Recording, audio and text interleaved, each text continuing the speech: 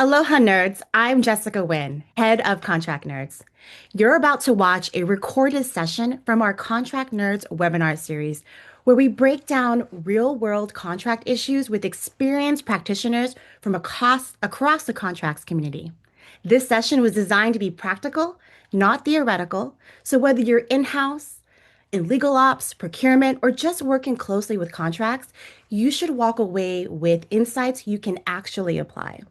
You'll find the presentation slides and any bonus materials mentioned in this session linked in the description below. Let's get into it. Hello, hello. Good morning. Good afternoon, contract nerds. Do you have your coffee ready? Are you ready to nerd out over some data security terms? I hope so. Well, folks, please share your information in the chat box. What's really great about Contract Nerds webinars is it's not just about us and the speakers. This is really a community. So please share your LinkedIn profile link if you want to connect with others. And of course, please engage in the chat and share where you're logging in from and share your insights and questions. For folks who are joining for the first time, Contract Nerds is a special community because folks join us from all over the world to share their knowledge and nerd out about contracts. Let me introduce myself. I'm Jessica Nguyen, the head of Contract Nerds and Deputy General Counsel at DocuSign. I've also been a commercial attorney for 20 years. Yes, 20. Time has flown by since law school.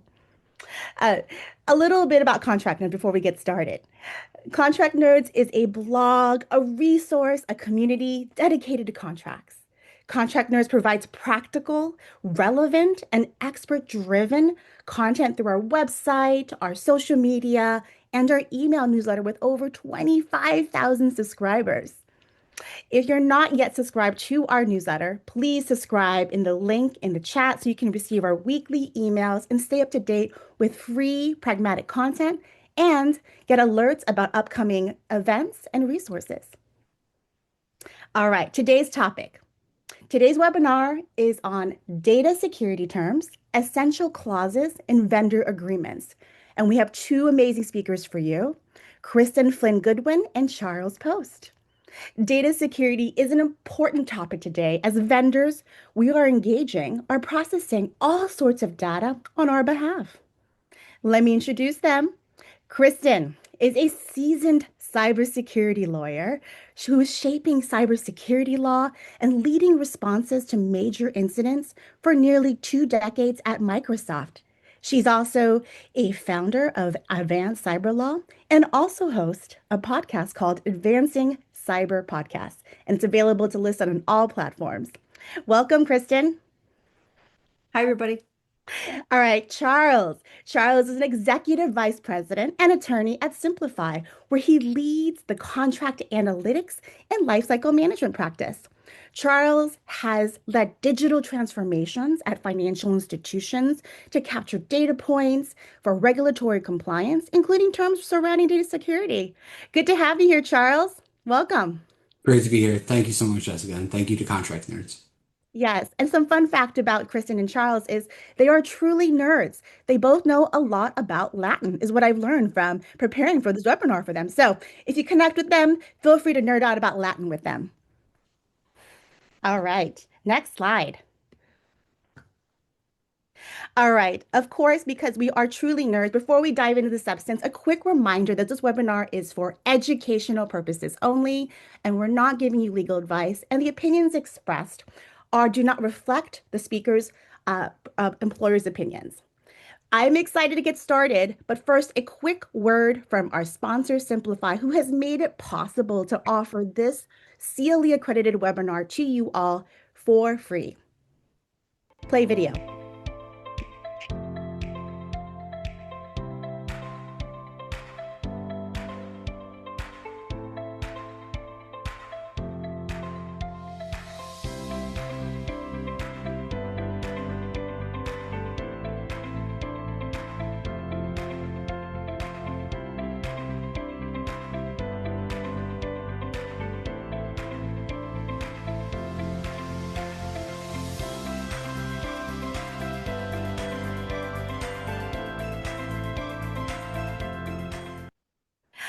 We're going to get started. What's the difference between data security and cybersecurity? Chris, you want to kick it off? All right. Hello, my nerds. I'm very excited to be here, and this is I think a great framing to start the conversation because we often talk about security and what do we need to do when we think about contracts involving security. And it's really easy to mix up data security and cybersecurity. So let's frame that out a little bit. Data security is really at the center of the slide for a reason. It has much stronger legal foundations that have been around now for decades, whereas cybersecurity has been evolving and comes out of a place of best practices. We're only now in the past 5 to 7 years starting to see the beginning of laws emerging that require incident reporting and notification at its core. And so when you think about what data security requires, that's had a much stronger legal sense of obligation. And it, of course, focuses on personal data, some sensitive data. And cybersecurity has a much broader sense of what it applies to. And we'll talk a little bit more about that as we go. But cybersecurity applies to all data and systems on a network. It can include, from a contracting perspective, intellectual property, trade secrets, the manufacturing systems. It can include metadata. It can include logs, as it can in the data security side when it relates to personal data.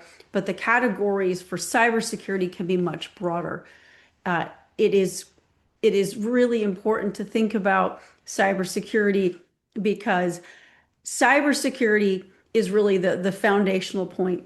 When there is an attack or an incident, it all starts in cyber. Every incident is a cybersecurity incident, but not all cybersecurity incidents become data security incidents. So keeping that distinction in mind is important. And there are a lot of shared incidents, shared interests around supply chain security, audits, compliance, oversight. These are things that, as you get more experienced in the cybersecurity and data security practice, you can use terms and contracts effectively across both domains. And we'll talk a little bit more about governance, risk, and compliance. But this becomes a really important tool for both cyber and data security because it helps you understand what the company cares about from a security perspective all across the board. And then that helps you really meet the goal that we reflect at the bottom of the slide, which is managing risk. Because data security, which is really privacy risk, and cybersecurity are focused on managing risk. And so as you're thinking about how do you approach these tools in a contract, you're trying to think about how are you managing privacy risk and how are you managing cybersecurity risk. And that's really the priority of what we do. So as we go to the next slide, what we're trying to think about are common topics in contracts. And risk management is the North Star. As you're looking at acquisition or sale of technology and services, those are the most common ways in which we see security come up. Vulnerability identification and management. I see we've got a whole lot of bullets here, but it's vulnerability identification and management is a whole class of issues. Incident response and notification, governance, risk, and compliance, software, hardware assurance. Those are really common topics in cyber.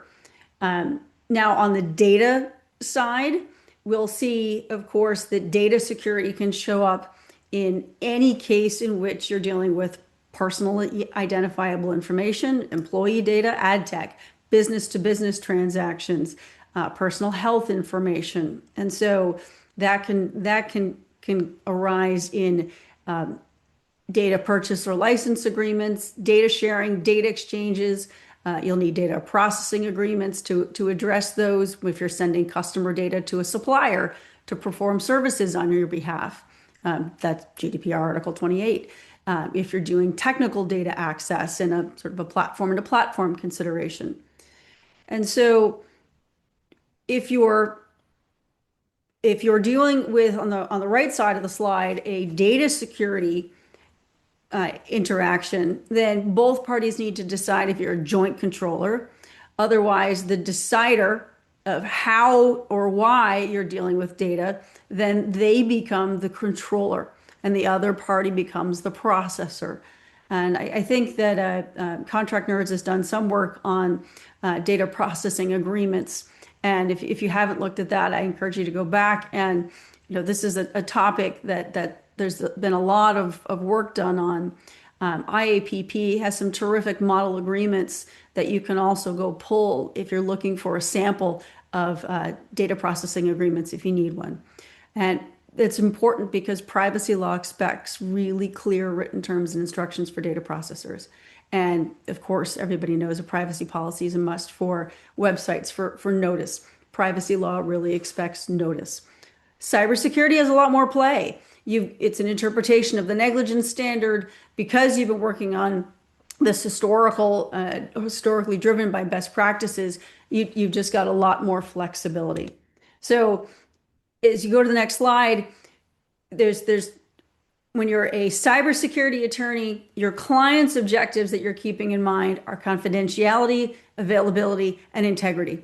That's what they're always working towards, protecting the network, systems, and assets, and the data that is present in those environments. That is what cybersecurity professionals are always thinking about.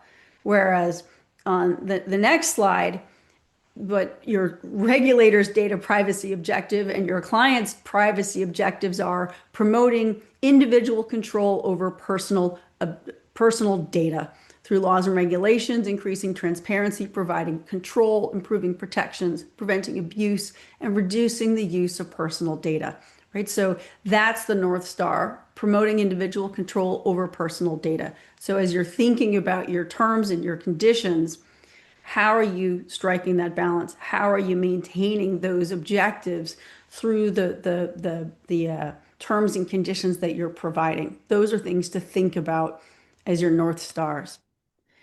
One of the ways that I like to do that is to, on the next slide, go back and look at your company's approach to governance, risk management, and compliance. I think this is a really useful tool because your companies tend to spend a lot of time and effort in figuring out what their GRC priorities are. And some of the tools and resources that you already have at your disposal include your enterprise risk registry, the subject matter experts that have helped build those, company risk assessments. And some of those can include the third-party risk assessments that have been done to help build those things out, board guidance, if you've got access to that, your SEC filings. And those help paint a picture of what your company cares about, both on the privacy side and on the cybersecurity side, to help you understand what your company is looking for from a privacy perspective. And those become the risks that you have to pay attention to in your contracts. They will help you both define the risks and the artifacts that your company has been required to produce. So you'll know what you have available and you know what's missing as evidence of compliance when you're going into those negotiations. You'll know how you've been audited or what you haven't been audited to, or you'll know your weaknesses in your audits when you're going into that negotiation. Those access and security controls that get detailed in those audits become really important. So knowing that becomes really helpful. If a vulnerability is found in those processes, then you're able to understand, is it covered by your vulnerability discovery processes and how those vulnerability discovery processes work on the cybersecurity side of things. And you're able to then ensure that items that belong to the company are returned rather than destroyed because it is such sensitive information. I find that's often something that gets forgotten in the termination of a contract. You'll often leave that to chance. The end of a contract, items can either be returned or destroyed, and people tend to just let that go or you forget about it. Put the calendar reminder on your calendar when you've got a contract ending. If you've got sensitive data, particularly data that relates to PII or PHI for data security agreements, to make sure that the data is returned or that you've got a process in place to make sure that it's destroyed or that you've got an attestation from the company that it is being destroyed or that if you've got somebody in your company who's responsible for that, that that process is being followed and you have the artifact in hand, in file that says that your company's data has been destroyed. Um, Kristen, that leads me Yeah. to one point I just wanted to mention. So Yeah, risk please. managing risk is not just around what's in your contracts based upon the circumstances. So what we're talking about is what you put in your contracts based upon the types of data that you're transferring bilaterally, right? Because contracts are bilateral generally. And what are you trying to achieve? And then what could they do with that data? And what kind of risk data that is? Also, as being mentioned, what are you in a regulated industry, an unregulated industry? And what are the expectations of the regulators with respect to how you handle that data and how third parties handle that data of yours?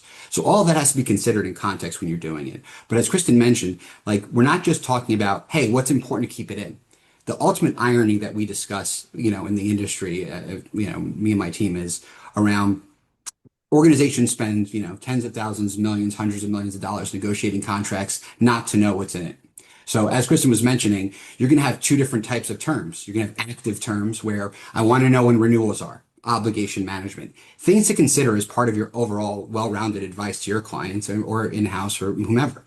And two is passive, which is what Kristen's just describing, which is an external event occurred. I want, right? This relationship is ended. I need to know that. I need to know it exists. And then I have to go be able to, right? Think about a dashboard. I have to be able to go action that. So now that I know that this relationship ended, I have data with them. What are my rights? My rights are return or destroy. Sometimes it's just return, sometimes it's just destroy, right? And then evidencing that. So being able to, one, have that in your contract is important based on the facts and circumstances. But two, how are you managing the data from that? Because that's half the battle.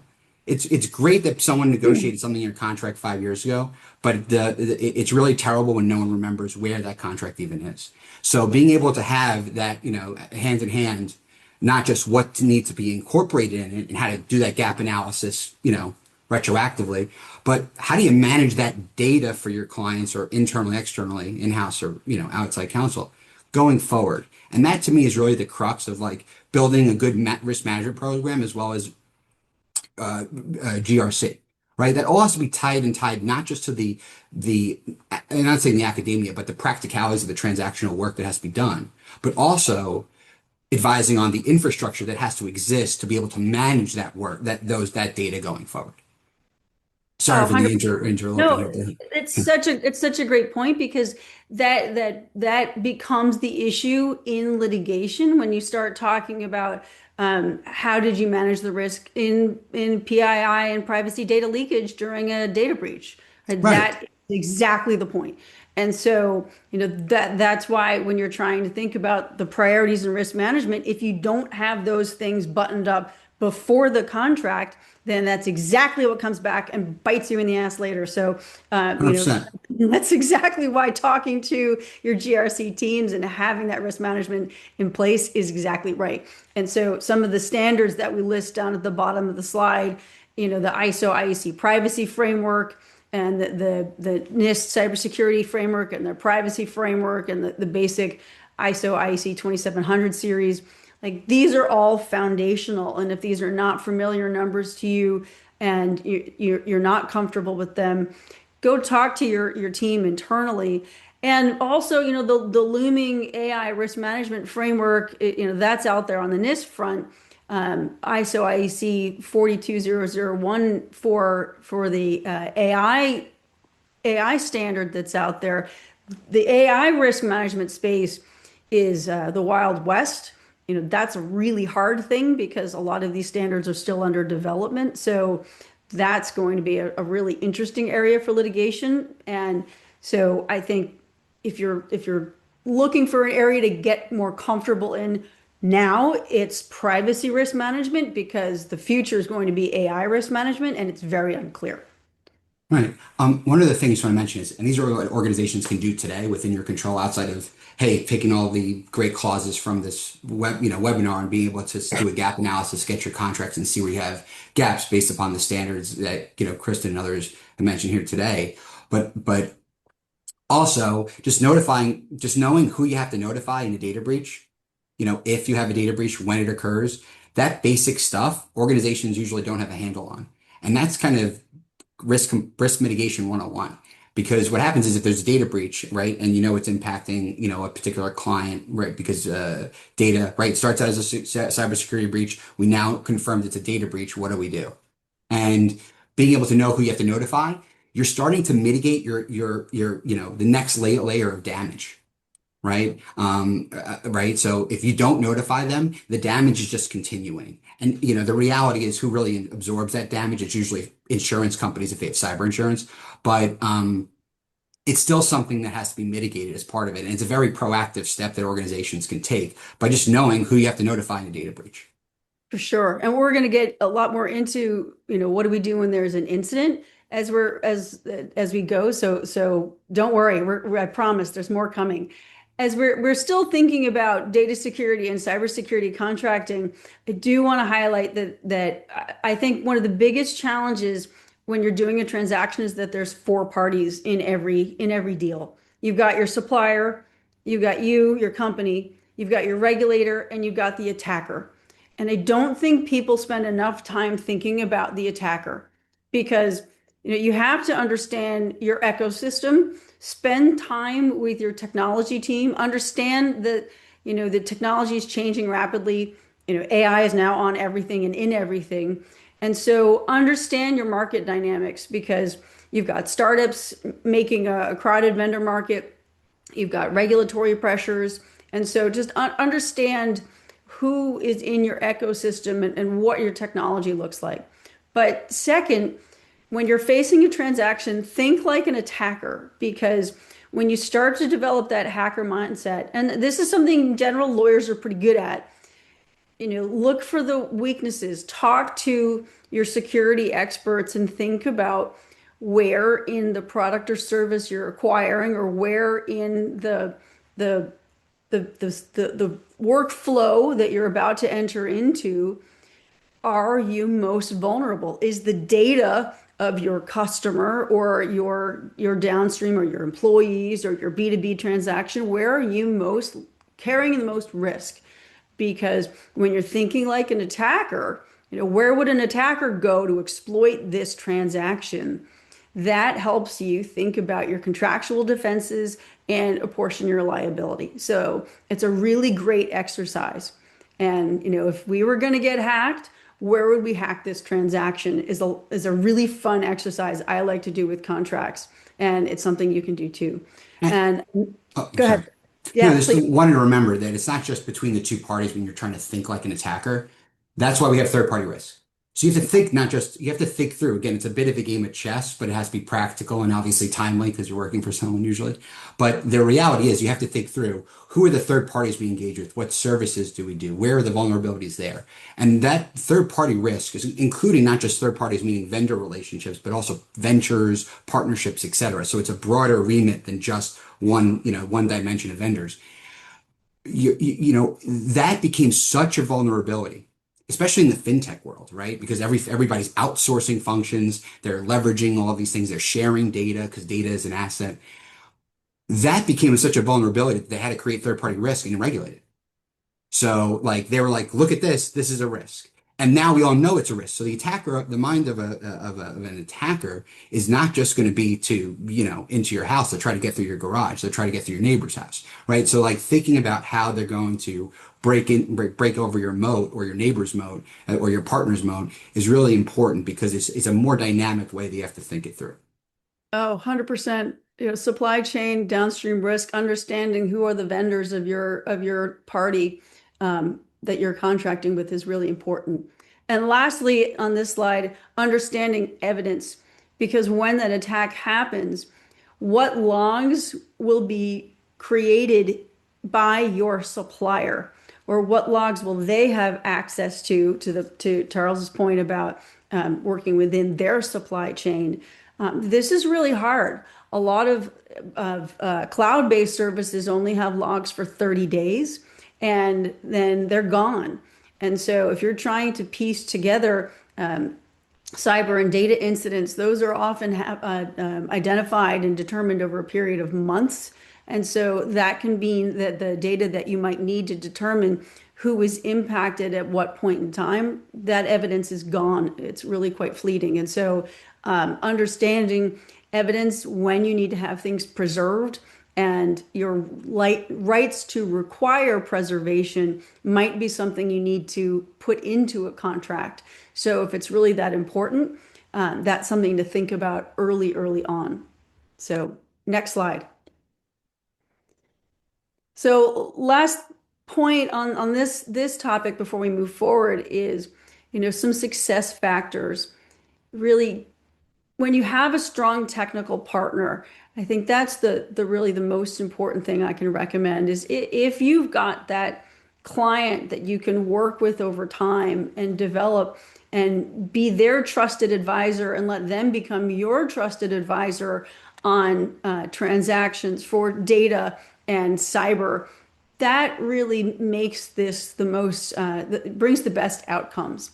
And when you're working with those individuals, getting as clear as you can on the problems that the product or service is going to solve for the organization and helping them get as clear as possible on what the product or service is going to do, that will help you focus the warranties and the limits of liability and where those gaps are, because of course you're going to get oversold on what that product or service is going to do or what the deal is going to do, but getting really crisp on where the holes are will help you. And then the other sort of reality or dirty secret that we all know is that audits can be extremely expensive and time consuming. So if you've got due diligence that you can do up front under an NDA about the strength or weakness of the security of your partner, do it. Or, get their audits, get their findings, read that in advance, because after the fact learning is incredibly painful. Yeah. Any comments on that, Charles? Yeah, I just wanted to mention, you mentioned this life cycle. The thing here is when you're thinking about the future and you're thinking about vendors, just from your that very specific perspective, you have to think through the element of time. So today they're working in one business. Today they're offering this service, but in 6 months, do they still have insurance? In 6 months, do they still have these policies and procedures in place? In 6 months, do they still have these things? So you have to be contracting in a way that allows for, again, to the practicality of expense, right? And doing audits, of being able to walk, knock on the door of your vendors and be able to see what's going on a regular basis. And again, that also ties back to the obligation management component. But here, being able to contract and manage data on how are we going to track our vendors going forward to check in on their biggest vulnerabilities that we believe they have for us is a really interesting thing because the contracting of it is just one element. Actually actioning it is a whole apparatus that organizations are putting together today. Yeah, absolutely. And in addition, we will also see companies winding down products and claiming that it's the end of life for a product or service when you still have time left and you've got it still in your network. And so, how do you make sure that you're still getting updates and fixes and you're still getting maintenance on that product and not getting pushed into extended support or vulnerabilities that are there? And you are still getting that support that you've paid for and not getting pushed to another version that you're not yet expecting. The other thing that I'd encourage people to think about is that if you are rolling out AI into your ecosystem, make sure that you're also starting to apply that AI risk management framework, because if that's introducing risk into your own ecosystem and you're unclear about that, that may be triggering liabilities for you in some of these contracts and in some of your own technologies that you may be unaware of. And so having a way to manage that risk is also really important. So let's transition to what's a data security incident, because this is probably the space where I've spent the most time. I've been a cybersecurity lawyer for over 25 years, and I've worked on thousands of incidents. And it's about the most fun you can have is working on incident response.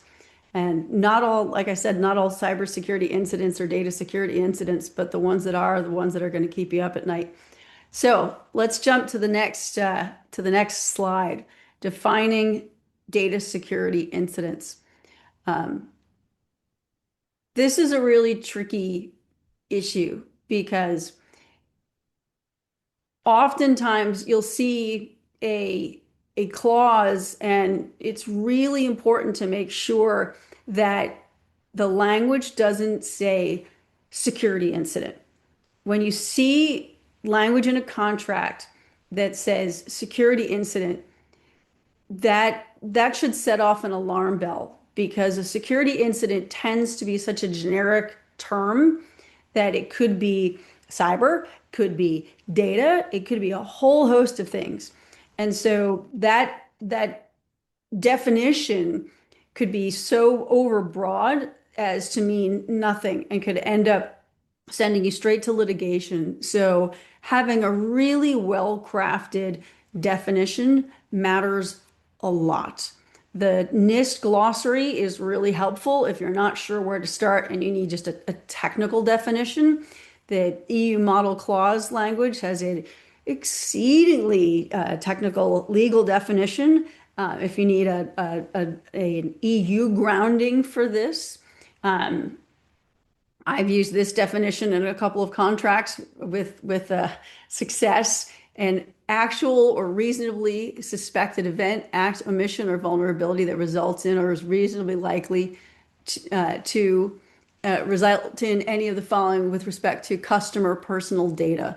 And then we've got a whole host of conditions here that you can see.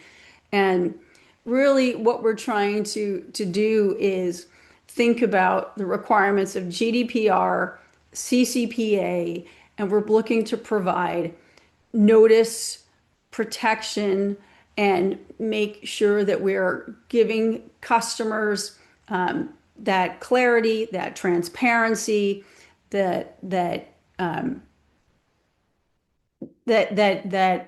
insight that there is not going to be a surprise. You know, data incidents can be so expensive, and the reality is that the indemnification and going back to the original causer of the crisis isn't necessarily going to help. Case in point, it's an oldie but a goodie. Back in 2013, you may remember Target got hit in a major data breach, and the attacker got in through an HVAC vendor. And the HVAC vendor would log into Target's network so that it could, log in and put its billing and upload its contracts and its project management. But it did not have a secure connection into that system. And so the attacker took over that account, got into Target's network, and did over $200 million worth of damage when all was said and done and Target settled those claims. Now, it's unclear what, if anything, that little HVAC vendor paid in that case. You can assume that back in 2013, that cyber insurance was probably slim to none for that small company. Target carried the brunt of that, but it's a reminder that the indemnification may not help you, but having a really clear definition of what is a data incident is certainly an important thing to keep in mind. And so this is just an example for you to have as you go. Yeah, I just wanted a few things there. You gave me some good, right? One is another practical point, guys, is like risk can live in your tail end spend. It can live in your tail end vendors. It can live in your indirect vendors, indirect spends, direct vendors, direct spend. It can live anywhere on the life cycle so long as they have access. So being asking yourself who has access to data to your systems is really important as part of this. Like, what are we trying to protect from whom based upon the data that they haven't received and the access that they haven't received. So just a practicality. The other one is I don't know about y'all, but like every month I used to get like you have a data security incident from so and so, like it's a company I never heard of because they were bought by somebody else and they're like a third party to a third party to a third party. And the data incident happened in 2018 and it's 2024. And I'm like, what's going on? So the reality is what you're seeing is a disconnect between the definition of data security incident or data security incident and the notification provisions and people either being able having a handle on it or not. If they have a handle on it, you should get a pithy notification. Also, having a clear definition, what if it's overly broad? Let's say it was just lowercase and just said you wouldn't know if all of your clients had a data security incident, and then you'd have to be notifying them all the time about anything. So, right, otherwise you'd be running the risk that they would have damage or there'd be an issue. So the practical benefit of having a clear definition allows you to know when the clock starts for notification. And if you don't have a good and then meaning that you have to have a handle on what's in the contracts, what you're right, what's in there today versus what the standard is, and knowing that there's a practical cost expense and really like a hair on fire event if you have a security incident and your contracts aren't shored up. All So I just right. wanted, it's more about the practicalities. I'm not saying this isn't practical, but how this in practice, like what happens. And as a consumer in the world, like we all experience it when we get these notifications in the mail. At least I do for some strange reason. I do too, Charles. I'm a big Target shopper. So, yes, I was a victim of the Target breach, Kristen. Thanks for the reminder that my information is all over the black web already. I've given up. So, folks, this is another definition of data security incident that is broader than what Kristen shared. Both are right, but it's just different. And this is actually what I see as a commercial attorney more often is a concept of data security and data privacy being commingled in terms of and really, there's a definition of how you define customer data is really going to be key here. And we're going to talk about that shortly. I wanted to highlight two things in this definition of data security incident, though, is one, get ready to have to negotiate whether to include suspected with the vendor. Of course, the vendor is going to want to strike suspected and avoid an overly broad definition so they don't have to overly notify you and really narrow their obligations. Of course, you as the customer are going to want to be notified even before there's an actual confirmation so you can get ready because you may have regulatory obligations that are triggered even upon suspicion of a breach. So get ready to negotiate suspected breach and maybe even clarify with the vendor what does suspected mean.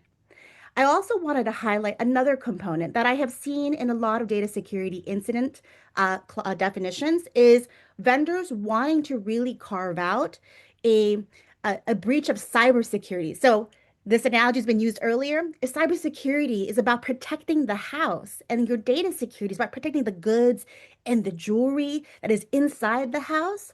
Your vendor is going to want to limit all the definitions about every little moment someone tries to break into the house or the fire alarm the house alarm goes off. They're not going to want to notify for all of those incidents that don't actually penetrate through their firewalls or break into the home. So keep that in mind, and though these are two concepts you may need to negotiate in this definition. Next slide. Hi, nerds. Jessica again. Quick pause before we continue. If this session is helpful, I encourage you to subscribe to the Contract Nerds YouTube channel and newsletter. We regularly share full webinar recordings, practical contract breakdowns, info about free upcoming events and CLEs on contracts, along with conversations featuring contract professionals from around the world. Subscribing helps you stay up to date, and it also helps us continue to provide free, high quality contract education for the community. You can also find the slides and bonus materials for this session linked below. All right, let's jump back in.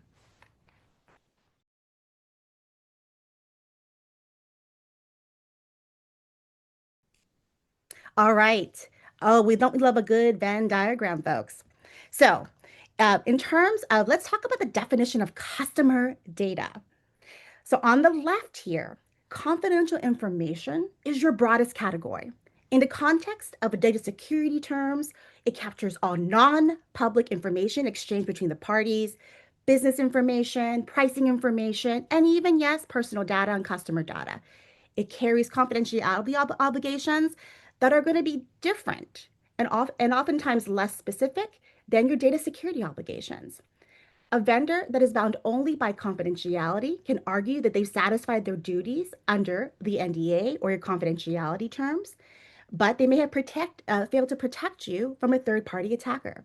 So your data security terms must make clear that your security obligations operate independently from your confidentiality obligations and in addition to your confidentiality obligations. They're complementary, but they're not interchangeable. On the right side of this beautiful Venn diagram is customer data. It is a primary operational category under the data security agreement. It covers everything that the vendor touches in connection with the delivery of the services, everything they receive, all your inputs, all the data you upload, all that, even the data that's generated or collected on your behalf. So this is where your heightened security obligations should really come into play. So notice it sits within confidential information, but it's also more than just confidential information.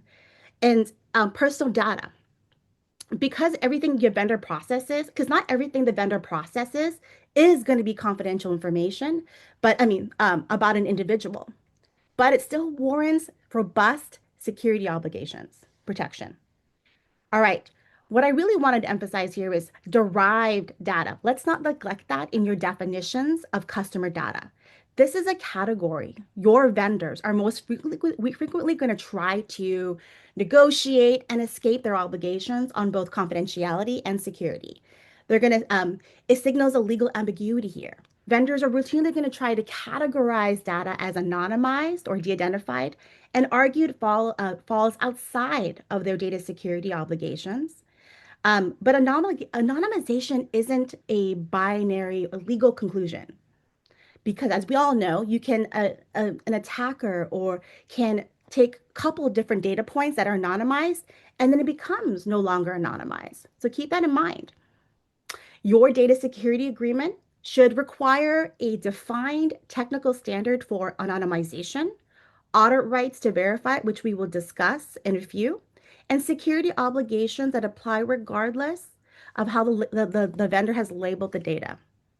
And finally, before we move on, personal data, which is a subset of customer data that identifies or could reasonably identify an individual. This is where the regulatory obligations really come into play. This is GDPR, HIPAA, CCPA, and more. And all 50 states have some sort of breach obligation notification laws. Personal data carries the heaviest security requirements, naturally, because it's related to an individual. There are accelerated notification timelines, mandatory encryption requirements, etc. Your personal data definition should be expansive and jurisdiction neutral and not limited to a single regulatory framework. I've seen narrow definitions like personal data is defined as however it's defined in the GDPR. Make sure don't do that. There could be other regulations that apply as well. And your exposure could be broader than that. So the key takeaway from this beautiful diagram is that these are not interchangeable terms, and the vendor knows that. Every definitional gap is a potential escape hatch for the vendor, and get these definitions right and clarified with your vendor. Next slide.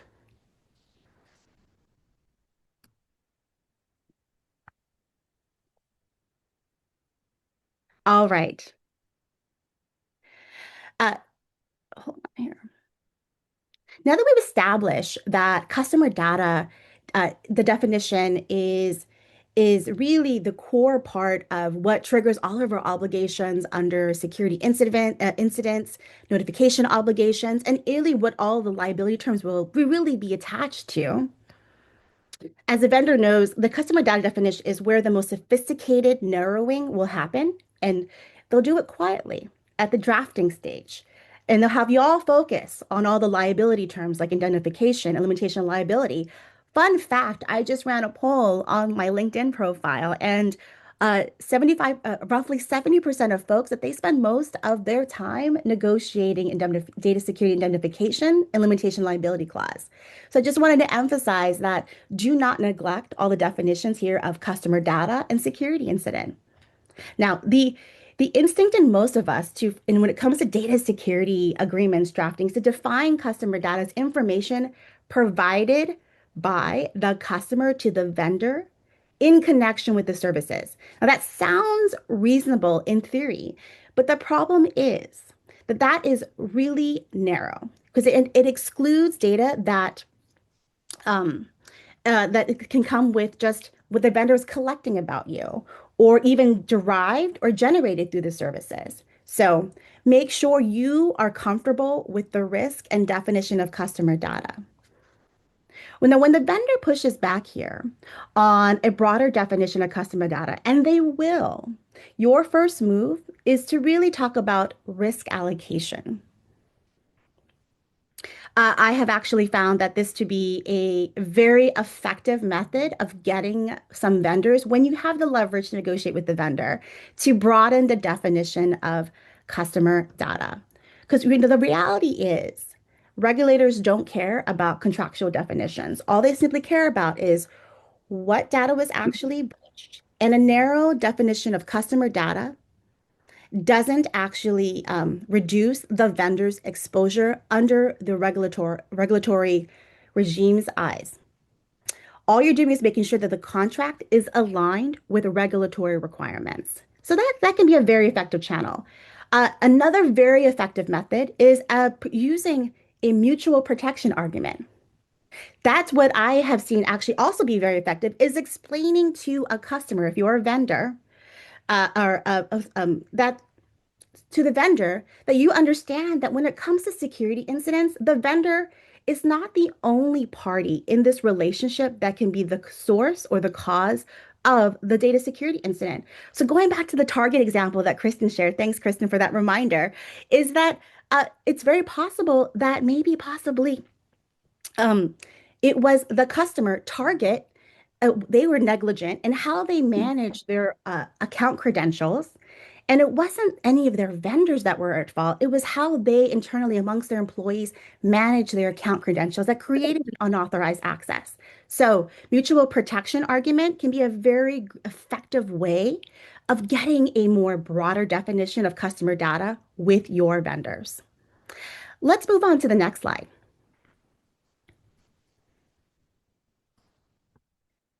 All right, let's talk about what happens now that there's a data security incident. Now what happens? Kristen, incident notifications. Okay, so an incident has happened and remain calm, all is well, right? So this is a really interesting challenge because if you have an incident, you're typically running two at the same time when you have a data breach. You have the cyber incident, how Colonel Mustard got into the library with the candlestick, for those of you that are old enough to remember how to play Clue, and the data breach itself. So you're running two incidents at the same time. You'll have to deal with two different legal regimes now for incident reporting and notification. So have some sympathy for your incident response lawyers, because they're now dealing with incident notification requirements for cyber incidents. And if you've got customers in India, for example, that requires incident notification in as short as 6 hours. And some jurisdictions like Australia and Singapore, it's as soon as practicable, or 2 to 12 hours, depending upon certain situations. But the typical requirement range is 24 to 72 hours. In the US, we're waiting for the CIRCIA, the US cyber infrastructure, critical infrastructure reporting to come into effect. We're expecting implementation in 2026. And so that will require US reporting, unlike data breaches, which all of you folks that have been doing this for some time know is different in every state. That will allow for reporting into CISA, into the Department of Homeland Security. So we'll have a single reporting mechanism for reports on the cyber side. When you're dealing then with the data breach, of course, you've got your state requirements. That ranges wildly and widely. So that's a really different regime on the big stick of CCPA. Consumers have the right to seek statutory damages. That's a range of, I believe it's $100 to $750 per consumer for the breach itself. So that can add up. And of course, there's private rights of action that exists for consumers too. That also exists in other jurisdictions. And so that's where it becomes really important, and we'll talk about this in a moment, to think about insurance. So we'll put a pin in that thought. But let's move to the next slide because Just a quick one. The yeah, party that's reporting here is going to be the impacted party, the party with the breach, correct? Mhm. Right. uh, it's the party that is, well, the party that is the one that is sustaining the incident, but the victim, Right. yeah, I mean it in the case of the party that whose data is impacted or who is the downstream victim of the incident may also be reporting as well. Right, right, because they have to report it as well if they're a regulated entity. Totally makes Yeah. sense, right? So you have So to look at that it can daisy be chain. both sides. Right, right, but they're all individual obligations on themselves. There's not like an intertwined obligation generally. Good. Um, right.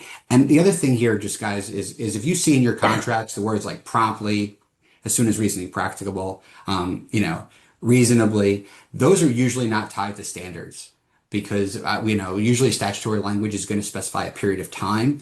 Understanding when that clock starts is really important, but seeing, very wishy-washy language in terms of the incident response time is usually an indication of people just trying to be good creative lawyers versus right trying to tailor it to a specific regulation. Except in Charles, Australia, where the regulation does say as soon as practical. Oh yeah, exactly. Except you have that.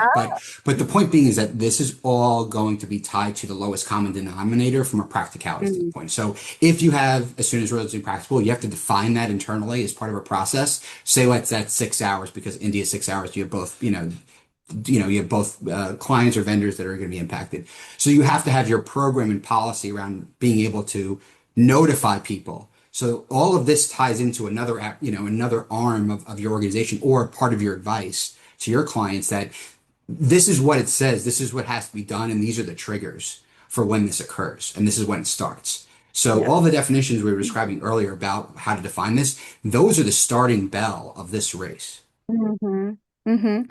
Good point. And though, Charles, I know that I have personally added a lot of those qualifiers in data security agreements, so I feel seen. But also, yes, what's in your commercial contracts between a vendor and a customer is very different than what's actually in your security policies and your breach notification plans, because it's going to be the most stringent in your security policies. Right. Folks, poll. Most stringent. Yes, we had a fun poll for the audience while you all were sharing some great insights. If my vendor service experiences a security incident that impacts my orgs or clients' data, I push hard for the following notice timelines. And it looks like, folks, with anywhere in the range between 24 hours to 72 hours of an actual breach is the winner of the range, with more about 60% of folks getting that.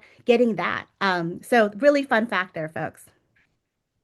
And for what it's worth, in the first 24 hours, you're going to get told, I'm having an incident, but they're not going to know too much detail about Yeah. what, why, and how is happening. And that's just the reality of it. So, what you're seeing in the practical space of incident responders is that they need 72 hours to really understand the nuts and bolts of what is happening. And so that's where the incident response community is moving towards 72 hours for more fulsome notification. Otherwise, you're taking people away from figuring out what's happening to go right up a notification. And so that's the fight that we're having. If you look at the clause that we've got on the next slide, this sort of reflects that exact fight. Yeah, so Kristen, where have you seen as examples of actionable intelligence in your field? Yeah, so here's where we've got a sample clause that I've used, uh, without undue delay, and in any event within 24 hours of becoming aware of any security incident, and now I've used that, I've sort of violated my own terms because I lost this fight.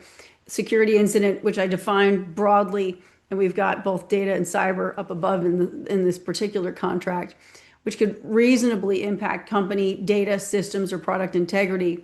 And we have an incident summary, affected accounts or tenants impacted, because of course we're dealing with cloud now. And the part in red is the really important piece, with relevant indicators of compromise.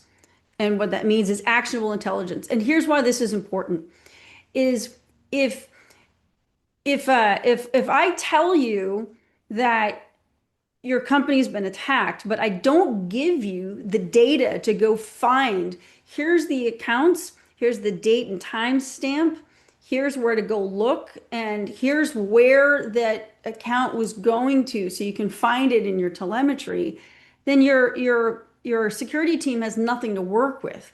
So you have to get actionable intelligence for your security team to go have something meaningful to go do. If you don't get meaningful intelligence for your security team, then you haven't actually been told anything. And so it's really important when you're negotiating with your suppliers that you're getting actionable intelligence for your security team so that they know what to go do. And so everybody's systems are architected a little bit differently. So there might be particular indicators or particular pieces of what we call telemetry. You know, it could be a date and time stamp. It could be account information. It could be a tenant ID. It could be something specific that your account team or your security team needs. And then you put it in the definition. But go talk to your security team about what they would need to go hunt, to go find it in the event of an attack. That's the most important thing you can do in an incident, to get that data from your supplier. Anything to Yeah, add? no, let's quickly move to the next slide. Yep, of course. So let's talk about cyber insurance. The reason why it's most important is when you're having an incident, you've got to call your insurance company right away. If you don't, you run the risk of losing out on your insurance, because if you're not invoking your insurance right away, that's where companies can have your insurance disclaimed.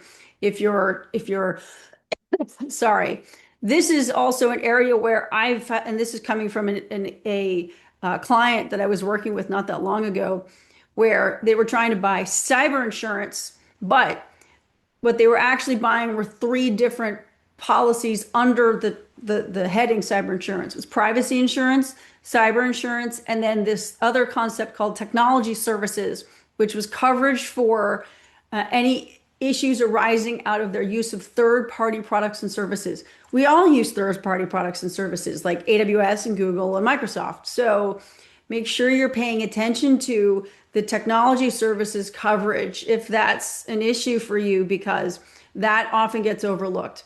And here's a sample from some policies where you make sure that data breaches, which can often get excluded because it's so expensive, that this is a definition of a data breach. And another pet peeve of mine is to call cybersecurity incidents breaches, because it can get really confusing in policies to have one breach confused with another breach. So pay attention to which breach is being referred to, or try to label cybersecurity incidents and data breaches or breaches. But make sure that when you're going back and you have an incident, call your carrier right away, get the benefit of their impaneled outside counsel, their forensic and incident response services. You know, Mandiant is terrific, CrowdStrike, Microsoft Dart, those types of services. They've got crisis calms that can come help. They've got breach support services that can come in right away, and you run the risk of losing that and having some of your losses not covered if you're not getting involved in that right away. Oh, absolutely. Well, let's now shift gears to talk about the actual standards that we should in place when it comes to security. But before we move on from that, we do have a fun poll number two. All right, folks, a question. I require that our vendors have the following minimum cybersecurity insurance coverage amount.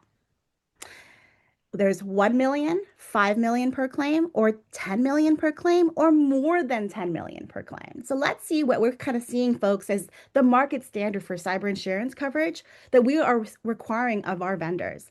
Ooh, it looks like in the lead, the fast lead is 5 million per claim. That's probably in line with what I'm seeing as well. You, Kristen? Absolutely. Yeah. Yeah. And it's important to ask for proof of insurance when you're getting started. Yep. All right. Charles. So focusing on, data security standards, you need to be thinking about your security program. What does that security program look like? Where are you dealing with data centers? Obviously, everyone's talking about data centers today. No one really knew what it was yesterday outside of like a server house. But the reality is because of the pervasive nature of AI and the FOMO around it, everyone knows what data centers are. Everyone knows it's like the five things as part of the new AI, Gen AI models and everything. So being able to understand your data center and also SLAs and things around that is really important as part of data security standards. Um, and obviously, those also have to be geographically, aligned to your location. It can't just be like you're a U.S. company with a MIA, Amazon, AWS server. Just the practicalities of it too. And then access insight and controls, as we mentioned earlier, understanding who has access to what and making sure that is incorporated not in just your contracts, but into your policies, procedures, as well as, all the different layers of first, second, third line defenses at the respective organizations, whether they're regulated or unregulated, all have to be, as part of it, including authentication, kind of single sign-on, monitoring how this is being logged, and also understanding how these organizations deal with cybersecurity incidents. So that's why we request policies and procedures from your vendors, and you have to review these things to make sure they're ISO compliant, et cetera. But these are the just two from a data security standpoint, two pillars. I don't know if you want to move on to the next slide, just give them time. Let's move on. Data management. How do they handle your data? I think that's all commonsensical, but it matters. And then the sanitation of it. Do you return? How do you prove that you've, really erased it? Did you put bleach on it? I'm joking, but not really. So being able to understand how you manage data, when you have physical copies, are you keeping paper copies in the basement next to a water line? I'm joking because that was a bad experience. But the reality is how you're dealing with it, and then personnel. How do you hire personnel? Do you deal with third parties? Are you monitoring them? Are you just picking up people off the street? All of that matters. So they have access to my systems. How did you find this person? Are you fingerprinting when you're bringing them in? Are you doing background checks? All of those components, which you guys all know as, as practitioners or just common sense, you do have to think about it in this new world. And you have to think about it across your supply chain and your partner chain and your investment chain, because those are the three different areas outside of just vendors, well, including vendors, that you can have risk and Mm-hmm. including some processors, right? Understanding where your data is going. I don't know about y'all, but I always opt out. But the reality is that companies generally are opting in, whether they know it or not, through their vendors. And they're sharing that data to create that derived data and how that data is being managed and understanding who's the processors. So this all does matter in terms of context of what you're asking of your third parties, just generally, based upon the type of relationship that you have, the type of data that's going across access, what they need to have in place. And that just doesn't apply to them, it applies to their employees, agents, subcontractors, etc. All right. Next Said a slide. lot very quickly in my New York manner. I love the New York. I love the New I York. know, I have to slow down. Sometimes there's subtitles below my thing just to make sure everyone understands it. All right. How do I verify that a vendor is meeting their security obligations? So, folks, this is all about audit rights. Next slide. And Uh, knowing what they are from your yes. contract.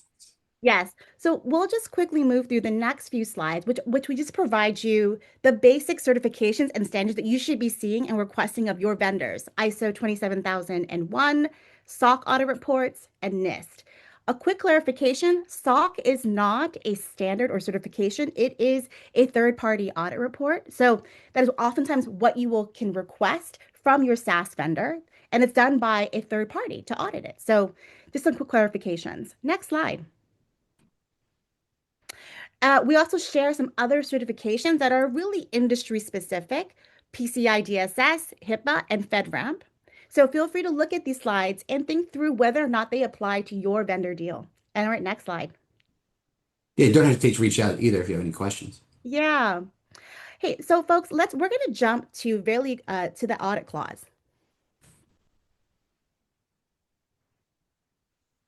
All right, next slide. Oh, before that, we have a poll. All right, I require our vendor agreements that my org or client has the right to do an on-site audit of a vendor's compliance with security requirements. I know this is pretty tricky. If you don't have the leverage, you probably won't get on-site audit rights if you're a customer. But if you do have some leverage, let us know. Do you get it? All right, the results are showing no, but we do accept third-party audit reports or a vendor filling out questionnaires.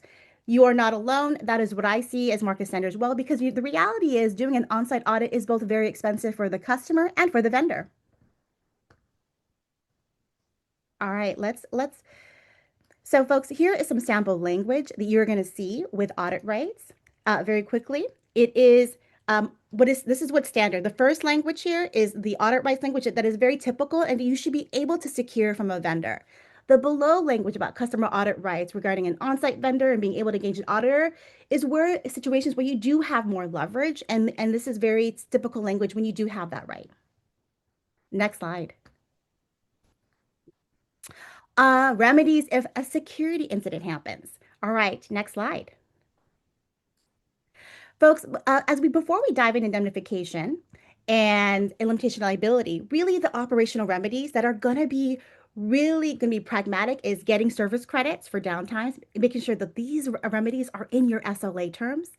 Of course, getting the right to terminate. Do you actually want to continue with your relationship with the vendor that encounters a security incident? Maybe not. So make sure that that is defined of a material breach and you have a termination for cause right. So you're not obligated to pay remaining fees under a SaaS description.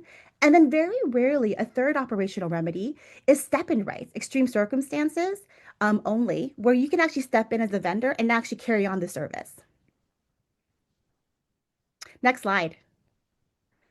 Folks, we wanted to highlight here, you can use it for reference later, various remediation costs. This is really important. So on colored in blue here is what you're likely to get from a vendor. And then highlighted here in red are costs that you're likely to get pushback or have to negotiate really heavily with the vendor. So folks, I recommend you look at this remediation cost as you think about your negotiation with various in data security terms. Next slide. All right, indemnification. Folks, we are going to move forward to give folks the code, but I wanted to quickly here list out the various, making sure that you are very clear in your definition in indemnification of what triggers the obligations, what's the scope of what losses are covered, the exclusions to indemnification, and the non-exclusivity and survival of the obligations. Next slide. When you think about limitation liability, the really big component here is 12-month of fees are not going to cut it. Highlighted here, and I saw it also highlighted in the chat, is the average cost of a data breach is a little more than $4 million. $4 million, that's right. So in addition to making sure that your vendors have a cyber coverage of at least $5 million, making sure that you also have coverage on your own that can cover all of those costs. Next slide. We have given you over the next two slides really sample limitation liability language that is both pro-customer and pro-vendor. Can we move on to the next slide? Because I wanted to highlight something for the audience here. Oh, actually, for the vendor side, it's pro-vendor. Noted that you're going to see a lot of language by the vendor that's going to be excluding their obligations to the extent that a security incident is based on the fault of a customer. That's going to be something you don't want, of course, as a customer, and that they're going to be very limitation. The scope of losses that are going to be reimbursable by a vendor is going to be much more narrowly defined. So, and of course, they're going to work with you and try to negotiate down that overall cap and liability. So those are the three things to keep in mind in terms of liability clauses that are more pro-vendor than pro-customer. Get ready for that dance. Next slide. Cristin, we can move quickly through these. Yeah, at a high level, just so that you've got it, cybersecurity risk and compliance warranties. And this is just a sample based on some of the key issues that we use in cyber so that you've got it. In the next slide artificial intelligence, risk and assurance warranty. And then because this is an evolving space, it is not, this is best practices based. It is not going to be, these are standards that are still evolving, but it's something that you can use. And then a recommendation on how to help it stick by having a supplier acknowledgement of the company's reliance on the warranty. So just something that tries to get it a little bit stickier because of the evolutionary space in here. Mhm. Next slide. What about the security in place with my vendor's vendor? So on the sub-processor front, there's a lot of contractors or contracts that are required. IAPP has some great sample template language. We talked about that up front, so I'd recommend taking a look at that. Here's some sample language that you could use. Uh, Oh, Jessica? yeah. No, no, no. Thank you. Okay, we're going to All right. I close it like this out with the quantum craziest language. thing you're going to hear Yeah, today. this is the fun The part. I'm just kidding. Go quantum ahead and tell me. technologies, right? So quantum is going to be the ability to attach data to basically to electronic particles. I know, real like crazy stuff. And so for our last point, this is something that if your company isn't migrating to these encryption algorithms that are already, they've been around for several years now, attackers are starting to steal data to be able to decrypt it when once we have the ability to use these new quantum encryption algorithms that will be able to break current encryption that is anticipated to be able to happen after Yeah. 2030, so about 4 years from now. I wanted to thank some folks. If you don't, before we say goodbye, though, is uh, Simplify. Thank you for sponsoring this CLE webinar. It's made available to process all your CLE applications for free. Thank you, Simplify, so much. I know a lot of folks are going to be taking off. But Charles and Kristen, we do have a couple questions. Can I ask you a question before we say goodbye? Goodbye. Of course. Okay. With AI-enabled services becoming embedded into vendor platforms, what additional data security clauses or enhancements in these terms should customers be insisting upon beyond standard confidentiality language and security provisions, in your opinion?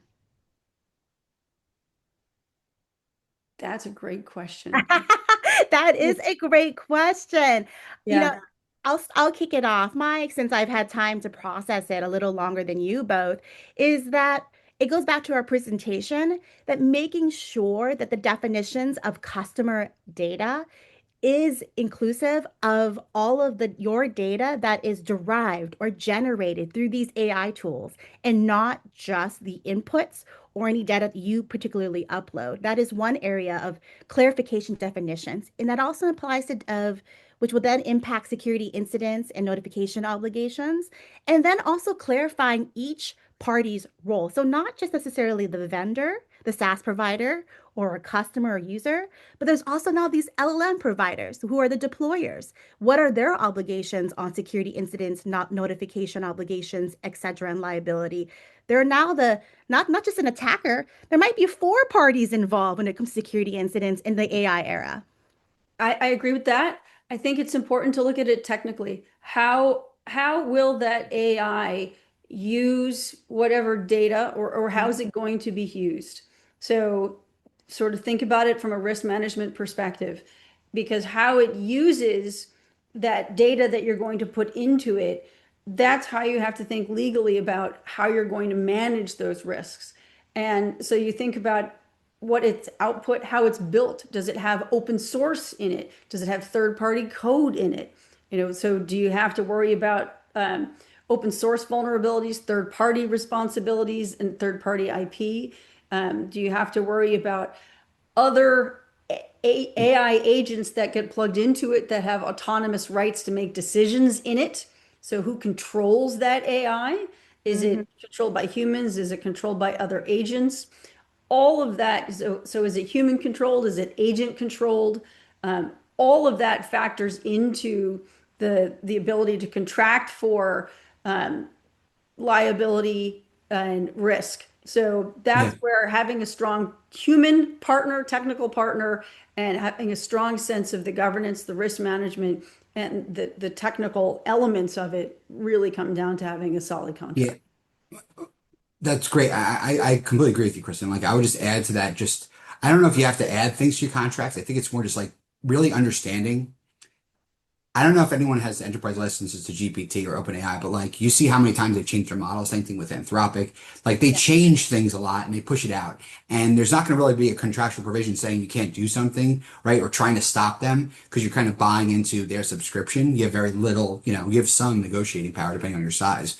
But that being said, it's just understanding what they could do. They could change the thing. They can collect information. Oh, that's great. They delete the data after 30 days. But like, are they really collecting it? Are they anonymizing? What does that really mean? It's just understanding and asking lots of questions around what they're doing with the data, the agents. I'm less worried about like them pressing buttons. I'm more worried about like, hey, what are they really scraping off of my screen here? And are they really not using this for training data? Because like right now, my view is like all these models are taking everybody's data and teaching themselves everything. And then Yeah. people who have lesser models are using their data. So if you can't, I'm not saying contract for it, but just understand every organization's biggest asset is their IP, their people, their know-how, the relationships, and protecting their assets from the world is what you have to be focused on based upon what's in front of you today and what you'll be thinking about tomorrow.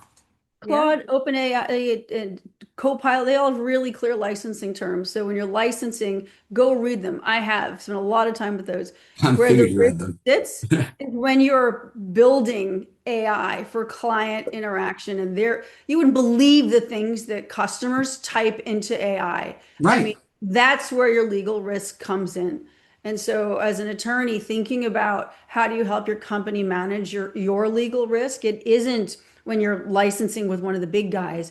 It's when you are licensing with a small company to help you build your own LLM or your own agentic AI for use with your customers. That's what you have to That's a start. great example. That's a really good one. Yeah. That's right. A lot of our clients now are going to be using these free consumer services to basically ask for legal advice, which is actually, in my opinion, no different than the Google search. They ask Google. I don't know. I find that GPT could be like WebMD a little bit. It's very scary. Yeah. It tells you everything. It tells you too Yeah. much. Try to turn If it we off. have But Dr. so Google, why don't we have counselor, like, exactly. It's just like a new thing that scares us. All right. Well, on that fun note, thank you so much, Charles and Thank Kristen, you. for sharing your nerdiness with all of us today. And also, I'm sorry we didn't get a chance to hear some of your Latin, but maybe next time because we have there could be definitely a part two for this webinar. Folks, save the date, March 26th, for our next webinar, indemnification and insurance. And a final thank you to Simplify for making this webinar program free for all of you. Aloha, folks, and stay nerdy. thanks Cheers, everybody. guys.